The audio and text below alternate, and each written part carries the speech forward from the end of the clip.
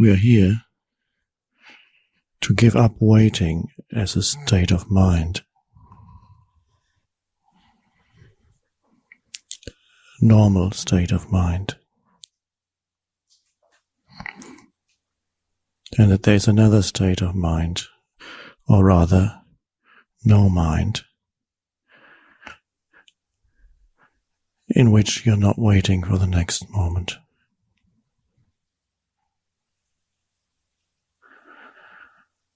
That's why we're here, to discover that state of no mind, awareness, you could call it, or deepen it.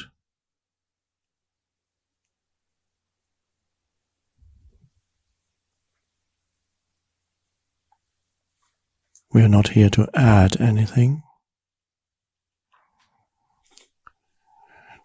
to what we know. We know enough to have come here.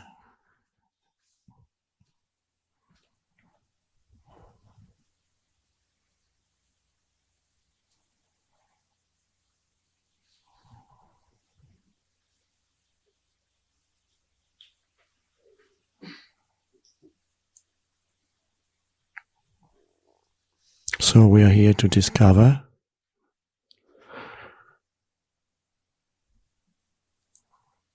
that thinking is not the only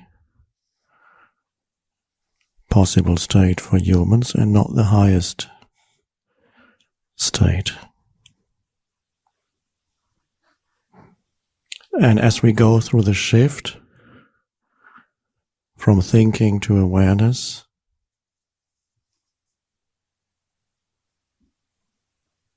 thinking, first of all, loses its predominant place in our lives, and as a side product of losing its predominant place in our lives, it actually becomes more effective. Thinking becomes more effective, less destructive, not destructive anymore.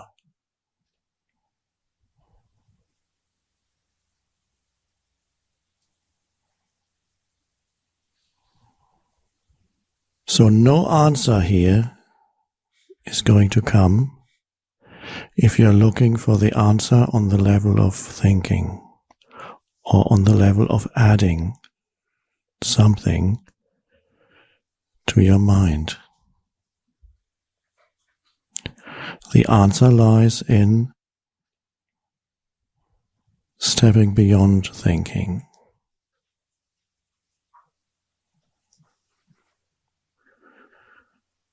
Simply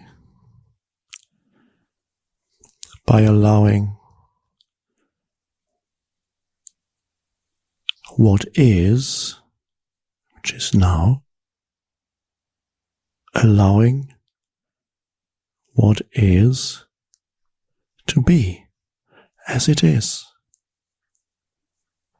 because it is.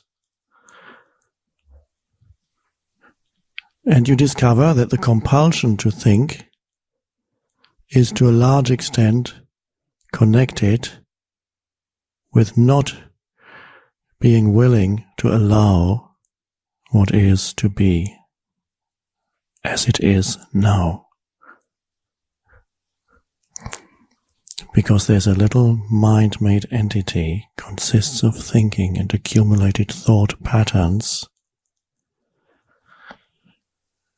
that thrives on resistance to what is and on reactivity,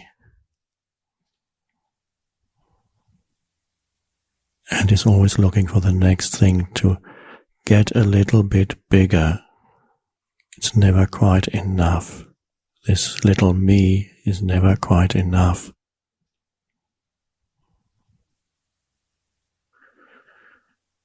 Most of you have come here because there is at work within you something that goes far beyond the personal, something that is an expression of the evolutionary impulse of the universe, On the surface level, it looks as if a person had chosen to come here. But it is also possible that one or two have come here expecting something they're not going to get. What's that? More. More experiences, more knowledge. More beliefs, more opinions.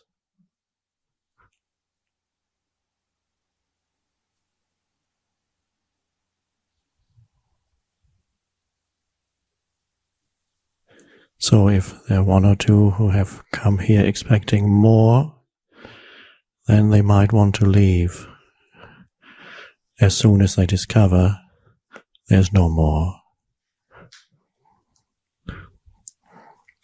Or they suddenly, if they can endure the discomfort that arises when the need for more is not met, and don't run away immediately, if they can endure the discomfort, they may be able to break through that mind pattern. Please pay attention not just to the words, but to the silent spaces between the words. That's where the shift happens. In that alertness that is required to acknowledge or to listen to that dimension of stillness that underlies the words and is in between the words. That is why we're here. And that's not an adding to, because that is discovering something that's already there, but had been ignored. Just as I was coming here this beautiful night, in this incredibly beautiful place, I took off my shoes and I looked up at the sky. Clear sky. Stars. Brilliant points of light. And there is something when you look up there, there's something that is so easily overlooked, but should be obvious to anybody who looks up there. It can tell you something about the nature of the universe. When you look up, what do you see? You see little points of light. You see, basically, there are two dimensions there. Objects, celestial objects, suns, planets, the moon, galaxies, billions, trillions. So there are celestial objects, things, objects in space, and there's space. The universe consists of things. You can look, it's so obvious. There are things in space, and there's the vastness of space. The things are that which is manifested. But when you look up, what produces the feeling of awe, of the feeling of infinity, is the vastness of space. The depth of it, which is inconceivable.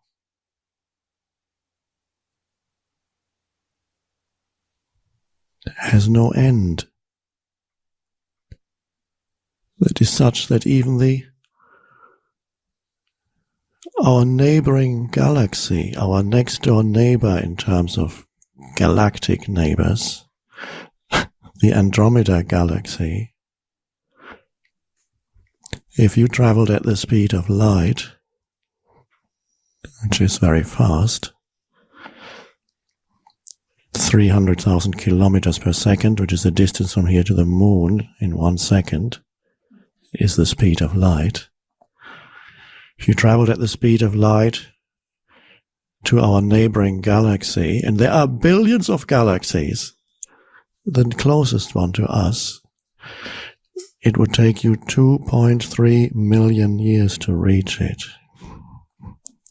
at the speed of light. 2.3 million years.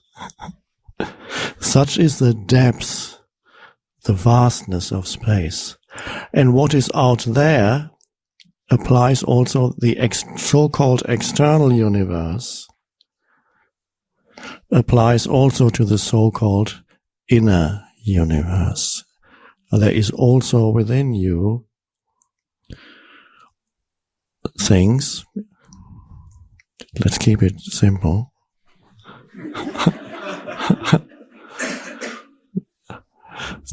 Things and space in your life. Now, things are, it is obvious that your life is surrounded by things. There are many things in your life, physical things. In many people's lives, there are so many physical things to deal with that they are constantly running after the next physical thing that they need to deal with. They may have a house, they may have this, and everything demands attention. Their entire attention is absorbed by the things that surround them. And it's just at the moment just talking about physical things. This is needed, and that's needed, and that. And then there's the belief that there are not enough physical things yet. I need some more, because I don't feel quite complete yet. And then there are other things in a wider sense, all the things that make up your life situation, conditions of your life, events. Things are constantly happening. And constantly new things pop up. Next. So it's not just physical things, all kinds of things make up your life situation, what people call my life. But I say it's only your life situation. They don't know what their life is. But their life situation consists of an accumulation of events, things happening, situations, demanding attention. Everything saying, this is important. Give me attention. So there's the pull of things, not just physical things, the pull of situations, of demanding it. So it's the world, your world, consisting of things that need to be dealt with. And it's never quite enough time to deal with it all. And when you've dealt with one thing here, there are 3 more things cropped up there. And so people go through life with that pull into the world of things. Doesn't leave you alone for long. And on a primordial level, on a basic primordial level, all the world of things starts with thoughts. Because all the things, whether they are physical or events or situations in your life, really only exist in you as thought. Nobody knows whether actually there's anything out there at all. Because what reaches you, they say sense perception happens, visual, auditory, and so on, is translated into nerve impulses that reach the brain, and then those impulses are decoded, and then some kind of world picture emerges. Oh, this is what's going on. Nobody actually knows what's out there beyond the impulses that are being received and decoded And so some kind of world picture is put together, so that some philosophers have even doubted that there's anything out there at all. And it could just be a dream. And there are certain indications that it is a dream. It's in the nature of dreams to be fleeting, to evaporate very quickly. It's in the nature of situations in your life, whatever condition, any situation, everything is fairly fleeting. It's there one moment, it is gone the next. Where was yesterday? What happened yesterday? When you first wake up in the morning, you might think, was it a dream or did it happen? And then you meet some other people who agree that it did happen. But it could be that these other people are part of your dream.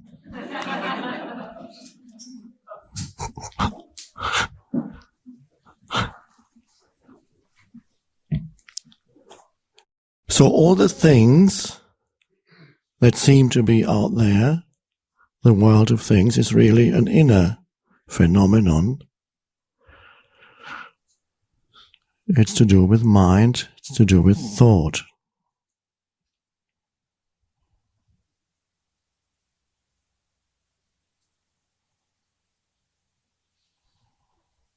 We don't need to take any position here. We don't need to say, yes, the external world exists, or no, the external world does not exist. Very often, the answer is both or neither. The answer is not yes or no. From one perspective, it's yes. From another perspective, no.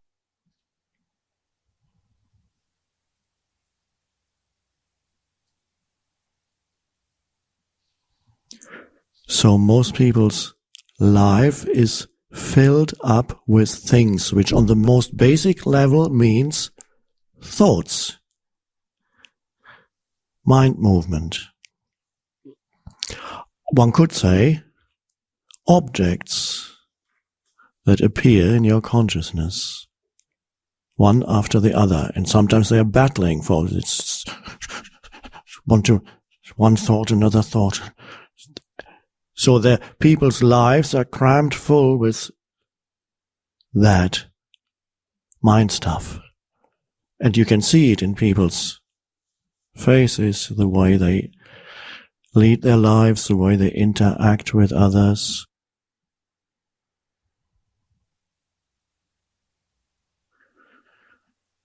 What you can see is, very often, the absence of space. Well, it can't be absent, but they don't know it's there anymore. All they know is things that appear. Any sense of space is gone. And so, they experience their life as a continuous stream of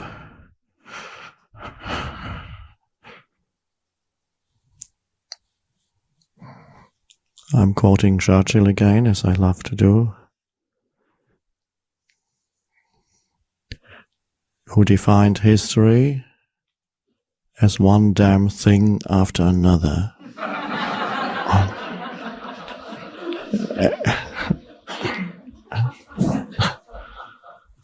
And if you ask many people about their personal lives, they might give you the same answer. How's your life been up to this point? One damn thing after another.